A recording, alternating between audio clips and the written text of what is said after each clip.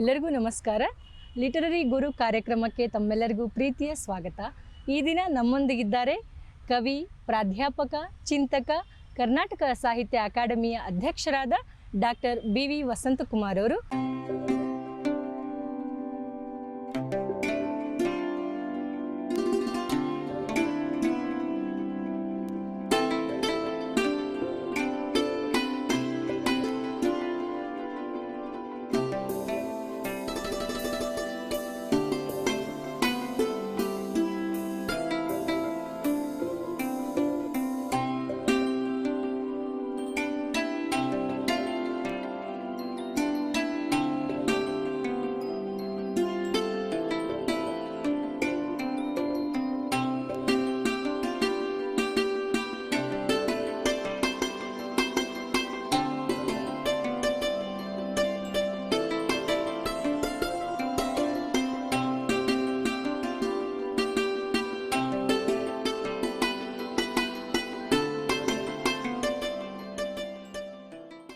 Sir, ಕಾರ್ಯಕ್ರಮಕ್ಕೆ ಪ್ರೀತಿಯ ಸ್ವಾಗತ.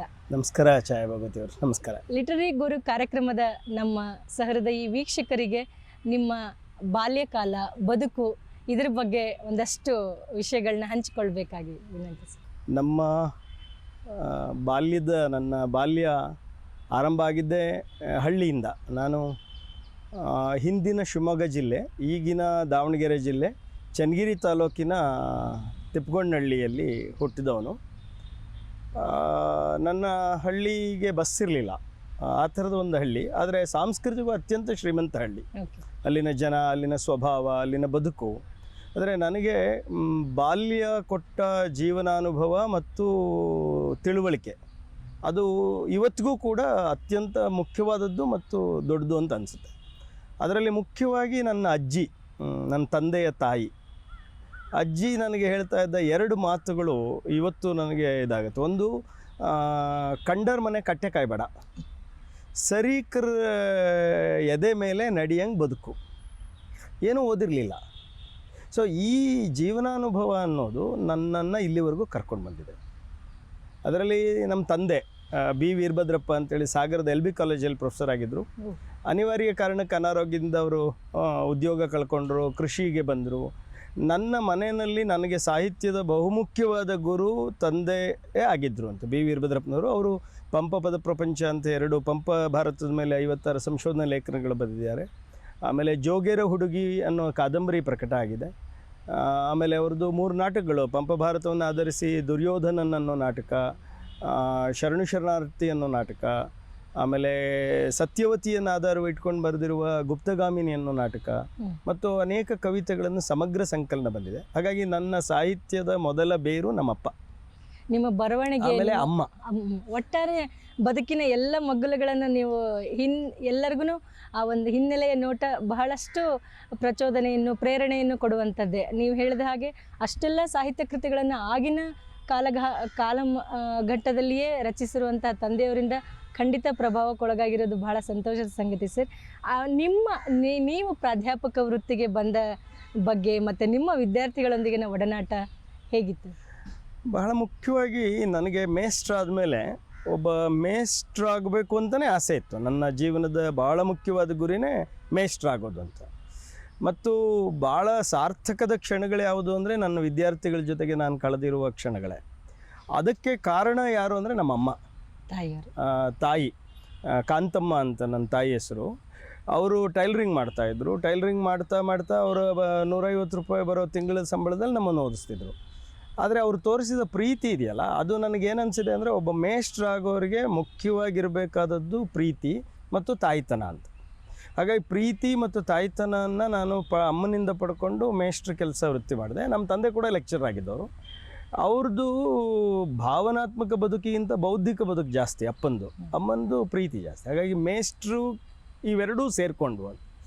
ನನ್ನ ಮೊದಲ ನೌಕರಿ ನಾನು ಓದಿದ ಕಾಲೇಜಲ್ಲೇ ಚಿತ್ರದುರ್ಗ ಸರ್ಕಾರಿ ಪ್ರಥಮ ದರ್ಜೆ ಕಾಲೇಜಿನಲ್ಲಿ ಅಧ್ಯಾಪಕ ಆಗಿದ್ದೆ, ಪಾರ್ಟ್ ಟೈಮ್ ಲೆಕ್ಚರ್ ಆಗಿದ್ದೆ. ಅದಾದ ನಂತರ ನನ್ನ 1992ರಲ್ಲಿ KPSCಯಿಂದ ಅಪಾಯಿಂಟ್ ಆದಮೇಲೆ ಮೊದಲ ನೌಕರಿ ಶಿಕಾರಿಪುರಕ್ಕೆ ನನಗೆ ಅಧ್ಯಾಪಕನಾಗಿ, ಕನ್ನಡ ಅಧ್ಯಾಪಕನಾಗಿ ಹಾಕಿದ್ದಾರೆ ಎಂದಾಗಲೇ ತಕ್ಷಣ ನನ್ನ ಕಣ್ಣೆದುರುಗಡೆ ಬಂದಿದ್ದು ಅಲಂಪ್ರಭು, ಅಕ್ಕಮಹಾದೇವಿ, ಅಲ್ಲಿನ ಬಳ್ಳಿಗಾವೆ, ಅಲ್ಲಿನ ಉಡುತಡಿ, ಅಲ್ಲಿನ ತಾಳ್ಗುಂದ. ಹಾಗಾಗಿ 1992ರಿಂದ 2003ವರೆಗೂ ಶಿಕಾರಿಪುರದಲ್ಲಿದ್ದೆ. ಶಿಕಾರಿಪುರದಲ್ಲಿ ನನ್ನ ಇಡೀ ಜೀವನದ, ನನ್ನ ಯೌವನದ ಬಹುದೊಡ್ಡ ಅವಧಿ ಅಂದರೆ 25ರಿಂದ 35ನೇ ವಯಸ್ಸಿನ ನಡುವೆ ನಾನು ಅಲ್ಲಿ ಕಳೆದಿದ್ದೀನಿ. ಶಿಕಾರಿಪುರದ ಹಳ್ಳಿಗಳು, ಅಲ್ಲಿ ಜನ ತೋರಿಸಿರೋ ಪ್ರೀತಿ ಇದೆಯಲ್ಲ, ಜೀವನದಲ್ಲಿ ಮರಿಲಾರದ್ದು.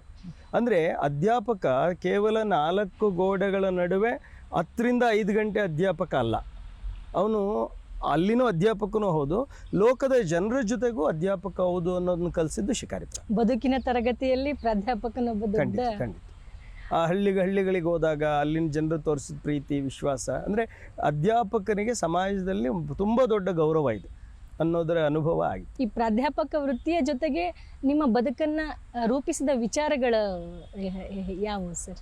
ಪ್ರಾಧ್ಯಾಪಕ ವೃತ್ತಿಯ ಜೊತೆಗೆ ನನ್ನ ಬದುಕಿನ ವಿಚಾರ ರೂಪಿಸಿದ ಬಹುಮುಖ್ಯದ್ದು ಅಂದರೆ ಅಖಿಲ ಭಾರತೀಯ ವಿದ್ಯಾರ್ಥಿ ಪರಿಷತ್ ಅನ್ನೋ ವಿದ್ಯಾರ್ಥಿ ಸಂಘಟನೆ.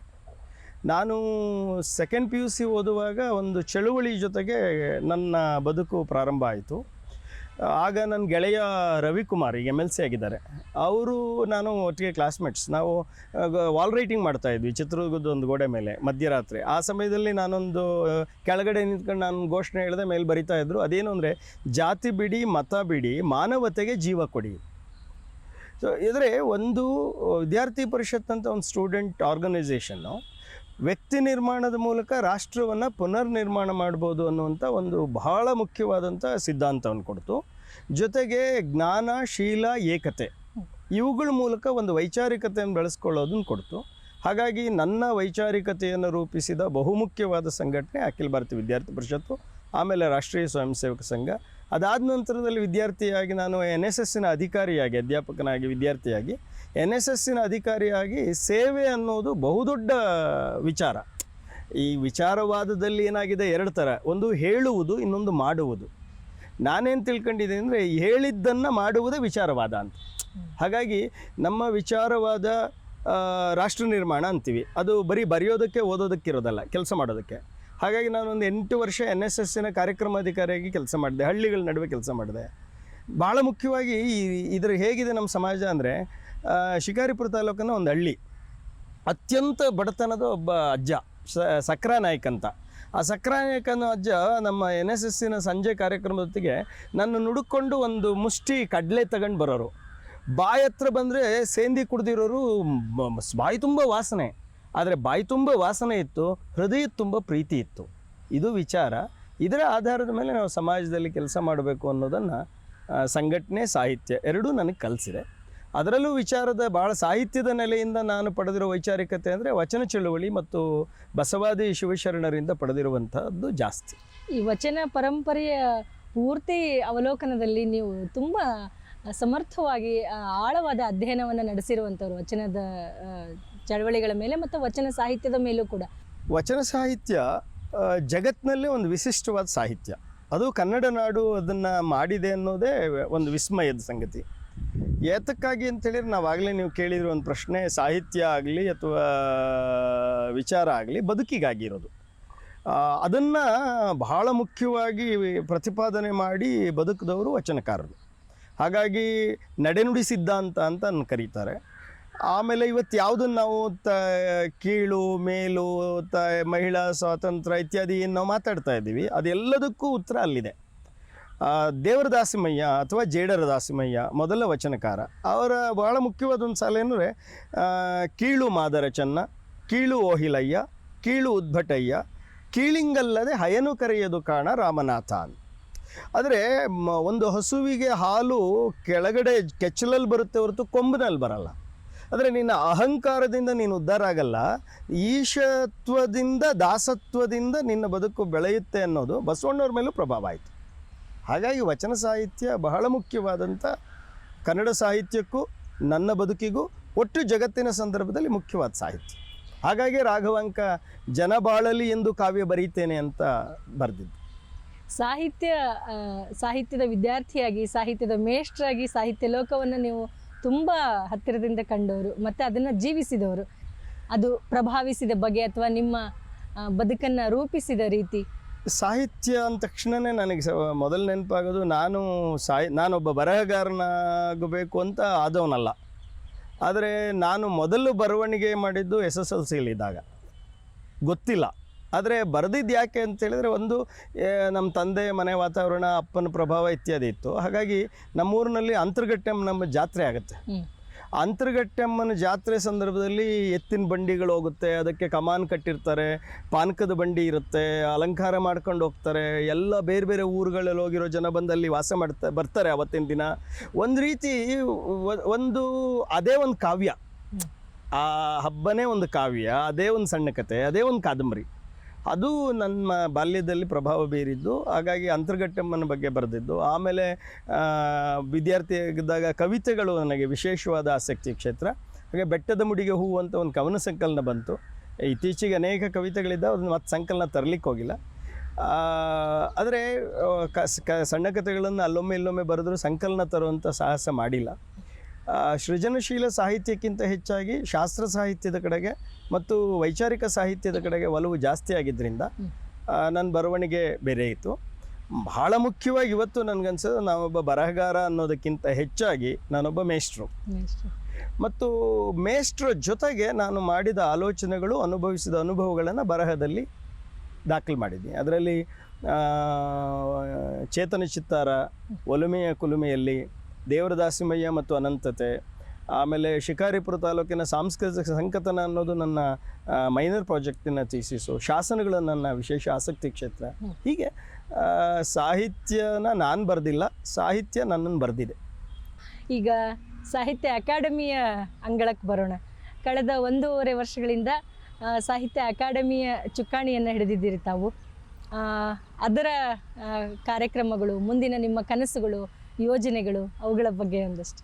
ನನಗೆ ಇಷ್ಟು ವರ್ಷದ ನನ್ನ ಜೀವನ ಅನುಭವದಲ್ಲಿ, ಅಂದರೆ 29 ವರ್ಷ ಅಧ್ಯಾಪಕನಾಗಿ ನನ್ನ ಬದುಕು ಕಳೆದಿದ್ದೀನಿ. ಆದರೆ ಕಳೆದ 1.5 ವರ್ಷ ಕರ್ನಾಟಕ ಸಾಹಿತ್ಯ ಅಕಾಡೆಮಿ ಅಧ್ಯಕ್ಷ ಆದಮೇಲೆ ನನಗೆ ಅರ್ಥ ಆಗಿದ್ದೇನು ಅಂದರೆ, ಕರ್ನಾಟಕ ಸಾಹಿತ್ಯ ಅಕಾಡೆಮಿಗೆ ಎಂಥ ಅಗಾಧವಾದ ಶಕ್ತಿ ಇದೆ ಅಂತ ಅರ್ಥ ಆಯಿತು. ಎಂಥ ಅಗಾಧವಾದ ಶಕ್ತಿ ಇದೆ ಅಂದರೆ, ಬಹುಶಃ ಕರ್ನಾಟಕ ಸಾಹಿತ್ಯ ಅಕಾಡೆಮಿಯ ಹೆಸರಿನಿಂದ ಯಾವುದೇ ಸಾಹಿತಿಗಳನ್ನು ಕರೆದ್ರೆ ಇವತ್ತಿನವರೆಗೂ ಇಲ್ಲ ಅಂತ ಯಾರೂ ಹೇಳಿಲ್ಲ. ಮತ್ತು ಆ ಅಕಾಡೆಮಿಯ ಕಾರ್ಯಕ್ರಮಗಳಿಗೆ, ಚಟುವಟಿಕೆಗಳಿಗೆ ಸಹೃದಯರು ತೋರಿಸ್ತಿರುವಂತಹ ಪ್ರತಿಕ್ರಿಯೆ, ಆಮೇಲೆ ಶಿಬಿರಾರ್ಥಿಗಳು ಪಾಲ್ಗೊಳ್ತಾ ಇರುವಂಥ ಶಿಸ್ತು, ಸಂಪನ್ಮೂಲ ವ್ಯಕ್ತಿಗಳು ಪಾಲ್ಗೊಳ್ತಾ ಇರತಕ್ಕಂಥ ರೀತಿ, ಇದೆಲ್ಲ ನಾನು ಗಮನಿಸಿದಾಗ ಏನು ಅಂದರೆ, ಒಂದು ಸಂಸ್ಥೆಗೆ ಒಂದು ಅಗಾಧವಾದ ಶಕ್ತಿ ಇದೆ ಅನ್ನುವಂಥದ್ದು ಮನವರಿಕೆಯಾಗಿದೆ. ಹಾಗಾಗಿ ಆ ಶಕ್ತಿಯ ಕಾರಣದಿಂದ, ನಮ್ಮ ಎಲ್ಲ ಸದಸ್ಯರ ಮತ್ತು ಕಾರಣದಿಂದ, ಮತ್ತು ನಮ್ಮ ರಿಜಿಸ್ಟ್ರಾರ್ ಕರಿಯಪ್ಪ ಮೊದಲಾದಂಥವರ ಕಾರಣದಿಂದ 10 ಕಮ್ಮಟಗಳನ್ನು ಈಗಾಗಲೇ ನಾವು ಮಾಡಿದ್ದೀವಿ. 13ಕ್ಕೂ ಹೆಚ್ಚು ವಿಚಾರ ಸಂಕಿರಣಗಳನ್ನು ಸಂಘಟಿಸ್ತೀವಿ. ಕೊರೋನಾ ಬಂದ ಕಾರಣಕ್ಕಾಗಿ ನಾವು ಆನ್ಲೈನ್ ಮೊರೆ ಅನಿವಾರ್ಯವಾಗಿ ಹೋಗಬೇಕಾಯಿತು. ಕಳೆದ 2020 ಜೂನ್ 22ನೇ ತಾರೀಕಿನಿಂದ ಇವತ್ತಿನವರೆಗೆ ನಾವು ಗಮನಿಸಿದರೆ ಸುಮಾರು 75ಕ್ಕೂ ಹೆಚ್ಚು ಆನ್ಲೈನ್ ಉಪನ್ಯಾಸ ಕಾರ್ಯಕ್ರಮಗಳನ್ನು ಸಂಘಟಿಸಿದ್ದೀವಿ.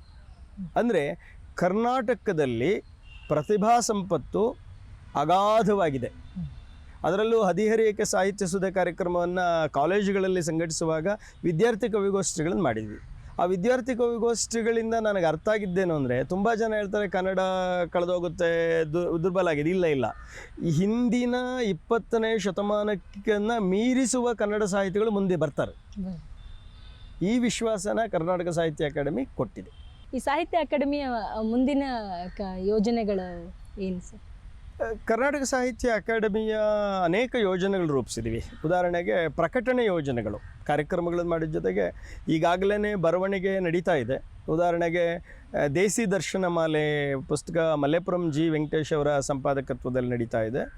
ಆಮೇಲೆ ಲೌಕಿಕ ಶಾಸ್ತ್ರಗಳ ಪಾರಿಭಾಷಿಕ ಮಾಲೆ ಎ ವಿ ನಾವ್ಡ ಅವರ ಸಂಪಾದಕತ್ವದಲ್ಲಿ ಅದು ರಚನೆ ಆಗ್ತಾ ಇದೆ. ಶ್ರೀಸಾಮಾನ್ಯರೇ ಅಸಾಮಾನ್ಯರಂಥೇಳಿ ನಮ್ಮ ನಾಡಿನ ಕೃಷಿ ಸಾಧಕರು, ನಮ್ಮ ನಾಡಿನ ಕುಶಲಕರ್ಮಿಗಳು, ನಮ್ಮ ನಾಡಿನ ಯೋಧರು, ಅದರಲ್ಲೂ ಶ್ರೀಸಾಮಾನ್ಯರು ಅವರು ಸಾಧಿಸಿರುವಂಥ ಒಂದು ಅಗಾಧವಾದ ಸಾಧನೆ ನಮ್ಮ ನಾಡಿಗೆ ಒಂದು ಆತ್ಮವಿಶ್ವಾಸವನ್ನು ತುಂಬುತ್ತೆ, ಒಂದು ಯುವಜನಾಂಗದಲ್ಲಿ ಒಂದು ಆತ್ಮವಿಶ್ವಾಸವನ್ನು ತುಂಬುತ್ತೆ ಅನ್ನೋ ಕಾರಣಕ್ಕೆ ಅವರ ಜೀವನ ಕಥನವನ್ನು ತರ್ತಾ ಇದ್ದೀವಿ. ಅದನ್ನು ಹರ್ಷವರ್ಧನ ಶೀಲವಂತ ಅವರು ಯೋಜನಾ ಸಂಪಾದಕರಾಗಿದ್ದಾರೆ. ಚೀಜಾ ರಾಜೀವ ಅವರು ಒಂದಕ್ಕೆ ಕೃಷಿ ಸಂಪುಟಕ್ಕೆ, ವಾದಿರಾಜ್ ಅವರು ಒಂದು ಸಂಪುಟಕ್ಕೆ, ರಾಜಲಕ್ಷ್ಮಿ ಕೋಡಿಬೆಟ್ಟು ಅವರು ಒಂದು ಸಂಪುಟಕ್ಕೆ ಸಂಪಾದಕರಾಗಿದ್ದಾರೆ. ಅದರಲ್ಲಿ ಇನ್ನೊಂದು ವಿಶೇಷ ಏನಂದರೆ ಕನ್ನಡ ಸಾಹಿತ್ಯದಲ್ಲಿ ಭಾರತದ ಪರಿಕಲ್ಪನೆ ಅಂತೇಳಿ ಆಂಥೋಲಜಿ ತರ್ತಾ ಇದ್ದೀವಿ. ಆಮೇಲೆ ಕನ್ನಡ ಶಾಸನ ಸಾಹಿತ್ಯ ಸಿರಿ ಅಂಥೇಳಿ ಶಾಸನ ಪದ್ಯಗಳನ್ನು ಒಂದು ಕಡೆಗೆ ಸಂಗ್ರಹ ಮಾಡುವಂಥ ಪ್ರಯತ್ನ ಮಾಡ್ತಾ ಇದ್ವಿ. ಅದನ್ನು ದೇವರಕೊಂಡಾರೆಡ್ಡಿಯವರು ಯೋಜನೆಯ ಸಂಪಾದಕರಾಗಿ ಕೆಲಸ ಮಾಡ್ತಾ ಇದ್ದಾರೆ. ಹೀಗೆ ಆಮೇಲೆ ಭಾರತದ 22 ಭಾಷೆಗಳಲ್ಲಿ ಭಾರತದ ಬಗ್ಗೆ ಬಂದಿರೋ ಕವಿತೆಗಳನ್ನು ಕನ್ನಡಕ್ಕೆ ಅನುವಾದ ಮಾಡಿ ಭಾರತದ ಭಾಷಾ ಕವಿತೆಗಳಲ್ಲಿ ಭಾರತ ಅನ್ನೋದನ್ನು ಬಸವರಾಜ್ ಕಲ್ಗುಡಿಯವರು ಮಾಡ್ತಾ ಇದ್ದಾರೆ. ಕನ್ನಡ ಸಾಹಿತ್ಯದಲ್ಲಿ ಮಹಿಳೆ ಅನ್ನೋದನ್ನು ಉಷಾ ಅವರು ಮಾಡ್ತಾ ಇದ್ದಾರೆ. ಹೀಗೆ ಒಂದು ಬರವಣಿಗೆ ಯೋಜನೆ ಸಾಕಷ್ಟಿದೆ. ಇದರ ಜೊತೆ ಮುಂದಿನ ದಿನಗಳಲ್ಲಿ ಯುವ ಬರಹಗಾರರನ್ನ, ಕರ್ನಾಟಕದ ಯುವ ಬರಹಗಾರರ ಸಮ್ಮೇಳನ ಮಾಡಬೇಕು ಅಂತ ಯೋಜನೆ ಇದೆ. ಹೀಗೆ ಕನಸುಗಳು ಇದ್ದಾವೆ. ಆದರೆ ಕೊರೋನಾ ನಮ್ಮನ್ನು ತಡೀತಾ ಇದೆ. ಅದೇನು ಅವಕಾಶ ಮಾಡಿಕೊಡುತ್ತೆ, ಕಾಯಬೇಕು. ತುಂಬ ಒಳ್ಳೆಯ ಸಂಗತಿಗಳನ್ನ ಹಂಚ್ಕೊಂಡಿದ್ದೀರಿ ಸರ್. ಒಟ್ಟಾರೆಯಾಗಿ ನಿಮ್ಮ ಜೀವನದ ಒಂದಷ್ಟು ಪುಟಗಳನ್ನು ನಾವು ತೆರೆದು ನೋಡಿದಂತಾಯಿತು. ಮತ್ತಷ್ಟು ನಿಮ್ಮ ಆಶಯಗಳನ್ನು ನನ್ನ ಬದುಕಿನಲ್ಲಿ ಬಹಳ ಮುಖ್ಯವಾಗಿ ಇಲ್ಲಿವರೆಗೂ ಕರ್ಕೊಂಡು ಬಂದಿರೋ ಕೆಲವು ಊರುಗಳಿದ್ದಾವೆ. ಅದು ನನ್ನ ಹಳ್ಳಿ ಚನ್ನಗಿರಿ, ತಿಪ್ಪಗೊಂಡನಹಳ್ಳಿ ತಾಲೂಕು, ತಿಪ್ಪಗೊಂಡನಹಳ್ಳಿ. ಆಮೇಲೆ ನಾನು ಬೆಳೆದಿದ್ದ ಚಿತ್ರದುರ್ಗ. ಆ ಚಿತ್ರದುರ್ಗದ ಕೋಟೆ, ಚಿತ್ರದುರ್ಗದ ಪರಿಸರ, ಚಿತ್ರದುರ್ಗದ ಒಂದು ಏನು ತರಾಸು ಅವರ ದುರ್ಗಾಸ್ತಮನ ಕಾದಂಬರಿಯಲ್ಲಿ ಅಥವಾ ನಿಮಗೆ ನಾಗರಾವ್ ಸಿನಿಮಾದಲ್ಲಿ ನೋಡುವ ರಾಮಚಾರಿ ಅಂತ, ನಾವೆಲ್ಲ ರಾಮಚಾರಿ ಥರ ಇದ್ದವರು.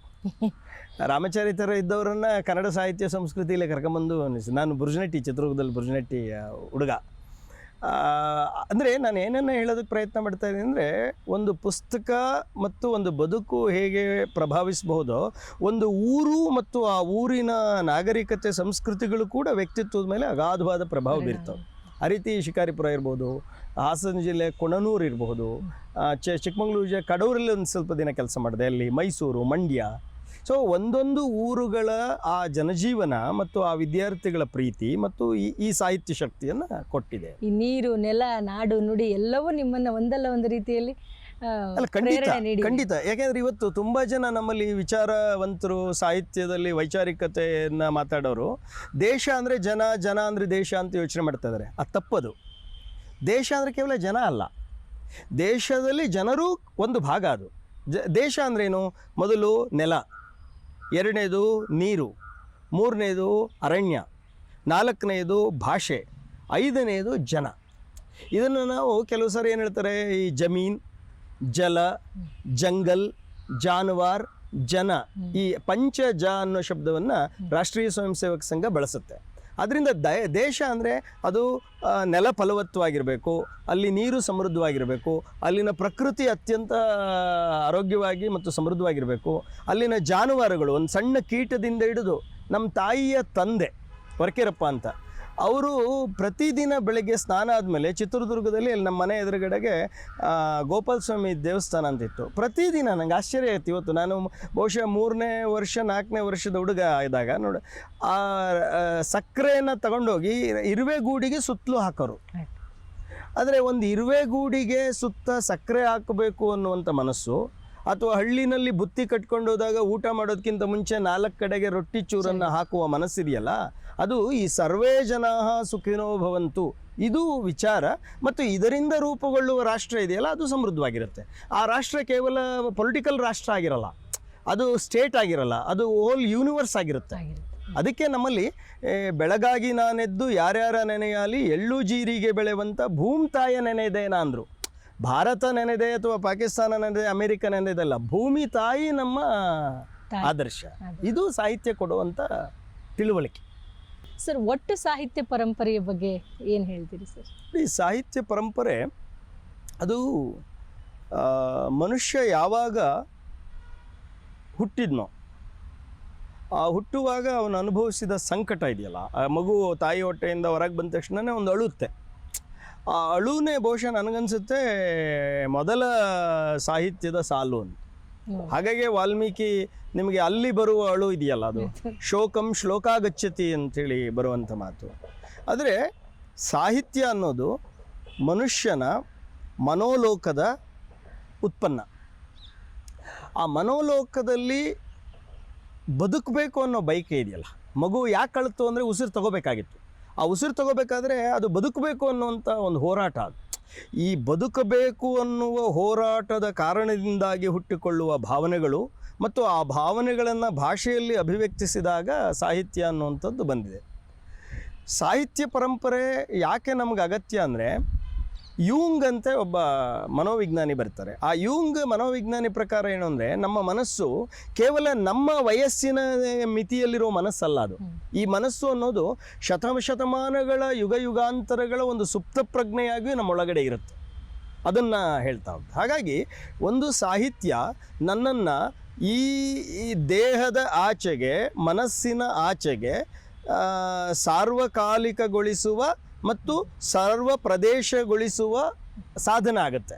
ಆ ದೃಷ್ಟಿಯಿಂದ ಸಾಹಿತ್ಯ ಪರಂಪರೆ ಅದು ಕನ್ನಡದ ಅಂತ ಹೇಳೋದಾಗಿರ್ಬೋದು, ಭಾರತೀಯ ಅಂತ ಹೇಳೋದಾಗಿರ್ಬೋದು, ಜಾಗತಿಕ ಅಂತ ಹೇಳಿರೋದಾಗಿರ್ಬೋದು, ಅದು ಮನುಷ್ಯನನ್ನು ಕೂಡಿಸುತ್ತೆ. ಸೊ ಮನುಷ್ಯನ ಮನಸ್ಸನ್ನು ಅದು ಶೋಧಿಸುತ್ತೆ. ಒಂದು. ಎರಡನೇದು, ಕೇವಲ ಅವನು ಹುಟ್ಟಿರೋದು ಹಣಕ್ಕಾಗಿ ಅಥವಾ ಒಂದಿಷ್ಟು ದೇಹದನ್ನು ಸಾಕೋದಕ್ಕಾಗಿ ಅಥವಾ ಅವನು ಒಂದಿಷ್ಟು ಸಂಪತ್ತನ್ನು ಗಳಿಸಿ ಸಾಯೋದಕ್ಕಲ್ಲ.